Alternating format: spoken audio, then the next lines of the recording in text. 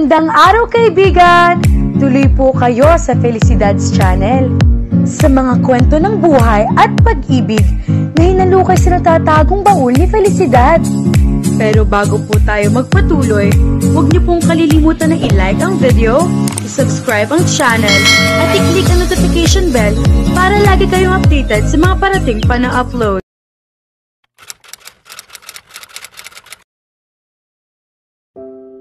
Wala pang alas 5 ng hapon, pinasa condo building na si Lorene. Sumaglit lamang siya sa unit niya para iwan ang bag niya.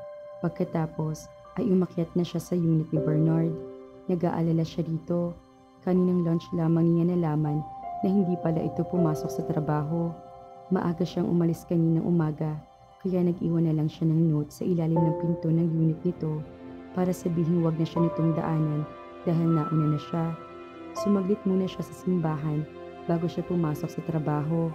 Wala pang kotse nito sa parking lot pagdating niya sa opisina, pero hindi siya nag-isip na kung ano. Maaga pa rin kasi na makarating siya roon. Baka hindi pa ito dumarating. Pero na magkita-kita sila ng barkada, wala si Bernard. Sakalang niya na lamang absent ito. Nagtatakang tinawagan niya ito, pero walang sumasagot sa landline o cellphone nito. Hanggang sa nagtagal, maging ang cellphone nito ay hindi na nag-ring. Pinilit niya huwag mag-isip na kung ano-ano. Masigla pa ito na magpaalam na nagdaang gabi sa kanya. Tumawag siya sa front desk ng condo building nila at sinabi ng mga ito na sa parking space nitong kotse nito. Ayon sa guard, hindi raw nito nakitang lumabas maghapon ng binata. Naisip niya baka may sakit ito. Nang buksan niya ang pinto, natakpan pa niya ang note na iniwan niya. Ibig sabihin ay hindi nito nakita iyon. Bahagya siya nakahinga sa realisasyon na naroon lang ito. Pero agad ding bumalik ang kaba niya sa kaalamang nagkulong lang ito sa kwarto nito buong maghapon. Nakabukas pa ang mga ilaw sa kusina at sala. Ano ba nangyayari dito? Bernard, malakas na tawag niya rito. Ibinaba niya ang wallet at cellphone niya sa console table bago nagtungo sa hallway patungo sa kinaroroonan ng mga kwarto. Nagulat pa siya na makitang may basag na ceramic figurine sa sahig. Muntik na niya itong matapakan. Saglit niyang tinitigan iyon. Iyon ang angel na regalo niya rito noong housewarming nito. Hindi na niya iyon pinagkaabalahang inisin. Kumakabog ang dibdib. Tinakbo niya ang maikling hallway patungo sa kwarto nito. Bernard, tawag niya habang binubuksan ang pinto ng kwarto nito. Madilim doon, ni hindi pa nahahawi ang blinds na nakatabing sa mga bintana. Hindi rin nakabukas ang ilaw sa lampshade. Bernard, kinakabahang muli niyang tinawag ito habang lumalapit sa kama. Nakahinga siya ng maluwag na makita niya nakahiga ito roon. Tila natutulog. Agad niyang dinama ang noo nito. Hindi naman ito nilalagnat. He's okay, thank God. Bernard, huling tawag niya. Dahan-dahan nagmulat ito ng mga mata. Lorene, parang nalilito nitong sabi sa paos na tinig. Lorene, ano nangyari sa'yo? Bakit hindi ka pumasok sa office? Masama bang pakiramdam mo? Sandali siya nitong tinitigan. Nalilito pa rin. Lorene, hinawakan niya ulit ang noo nito. Baka nagkamali siya at talagang nilalagnat ito. Pero hindi talaga mainit ang noo nito. Anong nararamdaman mo? Bakit hindi ka bumangon? Bukas pa mga ilaw sa labas. Tapos may basag na figurine sa hallway. Diyos ko, akala ko kung ano na nangyari sa'yo. Nag-alala ka? Natural, sino hindi mag-aalala? Ano bang nangyari? Anong nararamdaman mo? Kumain ka na ba? Uminom ka na ba ng gamot? Malungkot itong ngumiti. Kaya lalo siya nag-alala. Bernard, ano ba? Kinakabahan na ako sa'yo. Babalik na ako sa Baguio. Natigilan siya. Ha? Magre-resign na ako. Sasabihin ko kay mommy na ako na ang mamamahala sa hotel at sa iba pa niyang business para makapag-relax na siya. Hindi makapaniwala na patitig siya rito. Kailan ka ng desisyon niyan? Ngayon lang, bakit biglaan naman yata bumangon ito? Actually, matagal ko nang naiisip to. Naaalala mo sa bar noong sinabi mong peak season ng Holy Week? Noon ako parang nakonsensya. May edad na si mommy. Bakit ko nga ba siya natitiis iwan doon ng matagal? Nag-iisa niya akong anak at lalaki pa. Anong silbi ko sa kanya? Nakatitig lang siya rito. Para itong robot na nagsasalita. Boses nito ang naririnig niya. Pero para hindi ang kilala niyang Bernard ang kausap niya, mahinala siyang may problema ito at hindi lang ito sinasabi sa kanya. Baka naman may nasabi pa akong iba kaya ka... No, no, pigil nito sa pagsasalita niya. Hinaplos nito ang kanyang pisngi, malungkot na ngumiti. Parang kinurot ang puso niya dahil doon. Hindi niya mapaliwanag ang nararamdaman niyang iyon. Huwag mo ngang isipin yan. Saka naisip kong tama ka naman. Kaya mo nang mag-isa. Secured ang lugar na ito at malapit lang sa office. Iyon ang sasakyan ko. Hulugan mo kung ayaw mo nang bigay. Tuturuan kita mag-drive bago ako umalis. Igagal pa rin siya nakatitig dito. Hindi niya ito maintindihan. Aalis ito? Iiwan siya nito? Kung kailan na siguro na niya na hindi niya gustong malayo ito sa kanya, saka naman ito nagdesisyong umuwi na sa Baguio. Hoy ano, natulala ka na riyan, untag nito sa kanya. Nabigla lang ako, hindi naman ako basta aalis. Masasanay ka muna sa idea bago ako umalis. Paano itong unit mo? Hindi ko naman ito bibitawan. Dito pa rin ako uuwi kapag luluwas ako para may tutuluyan din sina mommy at ang mga kapatid mo kapag magbabakasyon sila kasi maliit lang ang unit mo.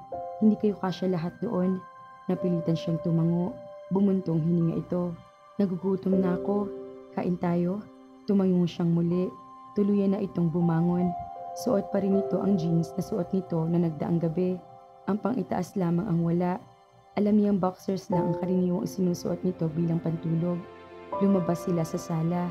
Itinuro niyang basag na figurine sa hallway. Bakit nabasag yan? Hawak ko kagabi. Nabitawan ko. Naglalakad ako at nasipa ko. Tumalsik sa dingding kaya nabasag. Sorry. Ibibili na lang kita ng bago. Sabi niya. Hindi siya kumbinsido sa paliwanag nito. Pero wala naman siyang maisip na dahilan kung bakit ito magsisinungaling. Ang aga mo yatang umuwi. Sabi nito pagkatapos sumulyap sa wall clock sa sala nang dumaan sila roon. Kasi nga, hindi mo sinasagot ang mga tawag ko. Absent ka. Pero wala kang pasabi. Nag-alala ako. Huwag kang ang ganyan. Big boy na ako, no? Kaya ko ng sarili ko. Napatingin siya rito. Naguguluhan. Sanay siyang kapag nag-aalala siya rito. Tuwang-tuwa ito. Napailing siya habang naghahalongkat ito sa ref. May iba talaga rito. Mayroon itong hindi sinasabi sa kanya. Bakit hindi ka bumangon? Bakit hindi ka kumain? Sumakit ang ulo ko. Yun lang. Baka naman kaya sumakit ang ulo mo, gutom na gutom ka na kasi. Hindi ako nagugutom. Bernard, may problema ba? Tumingin ito sa kanya. Bakit naman ako magkakaproblema? Ito, pumalatak ito. Nag-toast ito ng tinapay. Binuksan ito ang jar ng mayonnaise. Lumapit siya at kinuha mula rito ang jar at itinulak ito para maupo sa silya. Siya nang gumawa ng sandwich para dito. Kinapala niya ang ham na ipinalaman niya sa tinapay. 3 sandwiches ang ginawa niya, 2 para dito at 1 para sa kanya. Hindi pa niya ubos ang sandwich niya, ay naubos na nito ang 2. Yan ba ang hindi nagugutom? Sita niya rito. Para kang si mommy. Tumayo na ito. Maliligo lang ako. Umuwi ka na't magpahinga. Paalis din naman ako. Saan ka pupunta? Hindi ko pa alam. Siguro dadalaw sa dating mga kakilala. Magsasaya bago umuwi sa probinsya. Kailan mo balak mag-submit ng resignation letter mo? Bukas. Hindi na naman siya nakaimik. Pakiramdam niya, nasa limbo siya at nakalutang doon. Nawalan siya ng control at awareness sa mga nangyayari. Doreen, hindi mo na ako kailangan turuan mag-drive. Meron naman driving school. Sige, uuwi na ako. Bye. Nilampasan niya ito. Saglit na naramdaman niyan tila pipigilan siya nito. Pero nasa pintuan na siya ng kusina ay hindi pa rin ito kumikibo. Kinuha niya ang wallet at cellphone niya at tinungo ang main door. Nakalabas siya na hindi siya nito tinatawag. Nasa unit na niya siya na humalagpos ang damdamin niya. Mabilis na pumatak ang mga luha niya. Nagpalit siya ng pantulog at nahiga sa kama. Hindi na siya nakapag-dinner. Umiyak siya ng umiyak hanggang sa makatulugan niya iyon. Pumasok si Bernard sa opisina para lang mag-submit ng resignation letter. Nalaman agad niya absent si Lorene dahil agad ay tinanong nito sa kanya kina Trisha. Wala raw pasabi si Lorene na hindi ito papasok ng araw na iyon. Hindi mo alam na hindi siya papasok? Nagtatakang tanong ni Trisha. Diba sabay kayong pumapasok? Umiling siya. Tanghali na ako eh. Akala ko pumasok na siya, kaya hindi ko na siya dinaanan. Curious sa tinitigan siya nito. Bakit ka absent kahapon? Nag-away ba kayo? Hindi ka sumasagot sa mga tawag namin. Sumamang pakiramdam ko at hindi ko siya nasabihan. Alalang-alala yung tao sa'yo. Halos hindi na nakapagtrabaho yun at hindi na niya nahintay ang oras ng labasan. Umuwi na siya agad. Tapos kagabi, siya naman ang hindi nakontak. Hanggang ngayon. Hindi Sumagot siya sa tawag ko ngayon lang. Nagsimba raw siya. Tinatama daw siyang pumasok. Kasual na sabi ni Corina. Pero curious din itong nakatitig sa kanya. Sumimba ka nyo at hindi pumasok? Tanong ni Kent. Aba, first time yun ha? Baka sila na ni Sir Marvin. First boyfriend niya yun pag nagkataon. Magsisimba nga yun. Tumalikod siya at kunwari ay abala sa pagpindot sa cellphone niya. Kung hindi niya iyon ginawa, baka nasapak niya si Kent. Minsan, napaka-insensitive nito magsabi ng mga opinyon nito. Pero iyon ang unang pagkakataon na nabwisit siya rito. Sinagot? Anong sinagot ka dyan? Ani Corina. Kung sinagot na niya si Sir, bakit ni hindi man lang sila nag-hello sa isa't isa kahapon? Wala man lang lambingan, wala man lang katsorbahan, ni hindi nga siya sinilit ni Sir dito eh. Samantalang noon naliligaw pa, hindi yun makatiis na hindi puntahan dito si Lorene. Huminga siya ng malalim. Pakiramdam niya, sinabi iyon ni Corina para sa kanya. Hindi na niya kayang makinig. Sige, aakyat ako sa taas. May gagawin lang ako. Paalam niya sa mga ito. Pare, labas tayo mamaya. Tawag sa kanya ni Jojo na nadaanan niya sa koridor. Bahala na pare, tatawagan kita. At umakyat na siya sa admin office. Matagal na tinitigan ni Marvin ang resignation letter niya. Nakakunot ang noo nito. Halatang nalilito. You expect me to believe this? Tanong nito kapag daka. Why not sir? Tanong niya. Tumawa ito. Hindi makapaniwala. Ibig sabihin nito, magre-resign na rin si Lorene? Aba, hindi ko alam.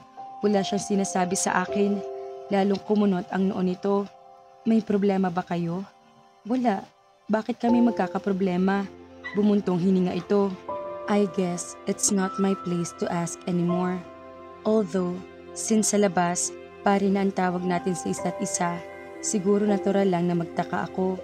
Kung hindi kayo nagkakaunawaan, malamang na may problema kayo, ganito magre-resign ka basta, habang absent naman siya. Hindi ko alam kung bakit siya umabsent. Sumimba raw sabi ni Corina. I haven't seen her since yesterday. Aalis ka at babalik na sa Baguio. Iiwan mo siya rito. Kung hindi lang kabastusan, sasabihin niyang wala itong pakialam. Nakakainis ka.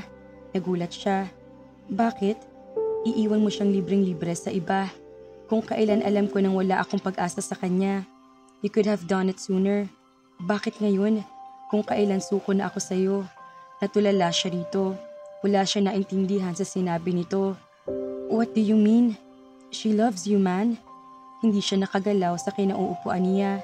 Pero pakiramdam niya ay may humila niyon at bumagsak siya sa sahig. What? Pero nakita ko kayo. Hinalikan mo siya habang naroroon kayo sa terrace ng unit niya. I was there in my terrace. Nakita ko kayo. Natawa ito ng mapakla. I kissed her, yes. Pero na-confirm lang niyo na wala talaga. Ramdam mo yun, diba? Kapag hinalikan mong isang babae, kung nasa sayo ang isip at puso niya o wala. Granted, sa ibang babae hindi ganoon. But we're talking about Lorene. Hindi siya ganoong klase ng babae. She's very honest. Totoong tao siya. I felt that she doesn't love me. I know she likes me, pero meron siyang ibang mahal. Piniyagan kanyang halikan mo siya. Unang halik niya iyon. Tell me, kahit kailan ba, kahit isang beses lang, sinubukan mo ba siyang halikan? Nagparamdam ka na ba na you desire her? That you love her? Natulala na naman siya rito. You do, don't you? I think she's just waiting for you to do something. Hoping you will do something. Huwag mo siyang iwan. Sa tingin ko, in denial lang siya, pero matagal na siya naghihintay. Subukan mo siyang iwan at sinisiguro ko sa'yo na wala ka nang babalikan. Hindi ako papayag na makuha pa siya ng iba. Huwag ka na magtago sa pagkukunwaring isa kang ulirang best friend, Bernard. Minsan, laos na rin ang ganyan. Tumayo siya mula sa kinauupuang silya sa harap ng desk nito at nakapaglakad patungo sa pinto ng halos hindi niya namamalayan. Pare, tawag nito. Tulala siyang tumingin dito. Hindi ko matatanggap ito, sabi nito at itinaas ang resignation letter niya. Sa paper shredder ang diretsyon nito. Mag-submit ka na lang ng bago kapag sigurado ka na. Okay? Parang catatonic siyang tumango. Saka siya nagmamadaling umuwi sa condo unit niya. Ayaw pang umuwi ni Lorene. Nakapagsimba na siya at pagod na ang mga paa niya. Kakalakad sa mall pero ayaw pa niyang umuwi. Inoff na nga niya ang cellphone niya dahil ring ng ring iyon at ayaw niyang may makausap. Hindi niya alam kung kaya niyang manatiling matino ang isip kapag may nakausap siya. Na magsara ang mall, wala siyang choice kundi umuwi na. Wala sa loob na pumasok siya sa unit niya at isinara ang pinto. Nanlaki ang mga mata niya at napasigaw nang may makitang lalaking tumayo mula sa sofa. Kasunod niyon ay bumukas ang ilaw na lampshade. Lorene, it's me. Napatitig siya dito, takot na takot. Bernard, agad itong lumapit sa kanya. I'm sorry, it's just me. My God, saan ka ba galing? Bakit hindi mo sinasagot ang mga tawag ko? Alalang-alala na ako. Akala ko kung ano na nangyari sa iyo. Gusto mo bang karirin ang takutin ako? Niyakap siya nito. Napatunganga naman siya. Siya, kinari na takutin ito. Pinalo niya ito sa balikat at kumala sa yakap nito. Anong ginagawa mo rito? Akala ko ba aalis ka na at iiwan mo na ako mag-isa? So what kung gabi na akong umuwi o ayoko mang sagutin ang tawag mo? May magagawa ka ba kung sakaling may nangyari nga sa akin? Tapos nasa Baguio ka? Lorene, umuwi ka na nga. Ako parang nananakot. Nakalimutan mo na bang dati may sarili akong apartment? Malayo ako sa'yo at nakakauwi ako kung kailan ko gusto? Hindi totoo yan. Lagi tayo magkasama araw-araw. Kahit tapos ng oras ng trabaho. At hatid sundo kita. Best friend, remember? Amused na sabi nito. Lalo siyang nainis. So what? Nagsasanay na akong walang kasama. Okay lang. Kaya ko naman eh. Umakto siyang lalampas dito. Pero hinuli na naman siya ng mga bisig nito. Ano ba? Niyakap ulit siya nito. Dito ka lang. Bitawan mo nga ako. Bakit ka ba yakap ng yakap? Namiss kita eh. Natigilan siya. Bigla niyang na-realize na ang Bernard na kilala niya kausap niya ngayon at hindi ang parang robot na Bernard na kaharap niya na nagdaang araw. Agad na nag-init ang mga mata niya sa alaala pero pinigilan niya ang sariling mapaiyak. Sanayin mo na ang sarili mo. Uuwi ka na eh. Hindi mo na ako madalas makikita. Hindi na ako magre-resign. Natigilan na naman siya. I tried, pero tinanggihan ni paring Marvin ang resignation ko. Binuksan din niya ang mga mata ko. It appears I was mistaken. Nag-angat ito ng ulo at masuyo siyang tinitigan. Anong mistaken? Akala ko kasi sinagot mo na siya. Tumaas agad ang isang kilay niya. Ano? Nasa terrace ako noong isang gabi. Nakita ko kayo. Hinalikan ka niya. Akala ko tuloy, namboso ka? Hindi ko naman sinasadya eh. Lumabas ako para magpahangin. And there you were. Yumuko siya at hinalikan ka niya. There was no time to avoid it. Naningkit ang mga mata niya. At, natural, inisip ko na kayo na. At sinabi mo yun sa kanya? Oo, itinama niya ako. Sabi niya, wala kayong chemistry, na sumusuko na siya, nag-init ang mga pisngi niya. So, bakit hindi ka pa rin magre-resign? Akala ko ba nagigilty kang iwan sa Baguio ang mami mo na mag-isa? Di sumigi ka? Alam mo namang hindi kita kayang iwan. Sus, iiwan mo na nga ako, diba? Lorene, I know I deserve this. I deserve your anger. Nangako akong hindi na kita paiiyakin pero pinaiyak pa rin kita. Sinong may sabi sa'yong umiyak ako? Pwede ba? Almost 20 years na tayong magkaibigan. Alam ko kung umiyak ka o hindi. Kahit sang katarbang ayaw mo pa ang ipatak mo dyan sa mga mata mo. I told you hindi ako umiyak. At pwede ba? Bitiwan mo ako. Akala mo madadala mo ako sa mga ganyan? Magtigil ka nga. Lalo humigpit ang pagkakayakap nito sa kanya. Ayoko sabi. Tinignan niya ito ng masama. Bibitawan mo ba ako? Hindi. Umiling ito. Hindi. Pagkatapos ay yumuko ito. Hindi niya inaasahan na lumapat ang mga labi nito sa mga labi niya. Magkaayos na kaya ang dalawa mga ka-Felicidad? Aaminin na kaya nila na may feeling sila sa isa't isa? Kaya naman, abangan!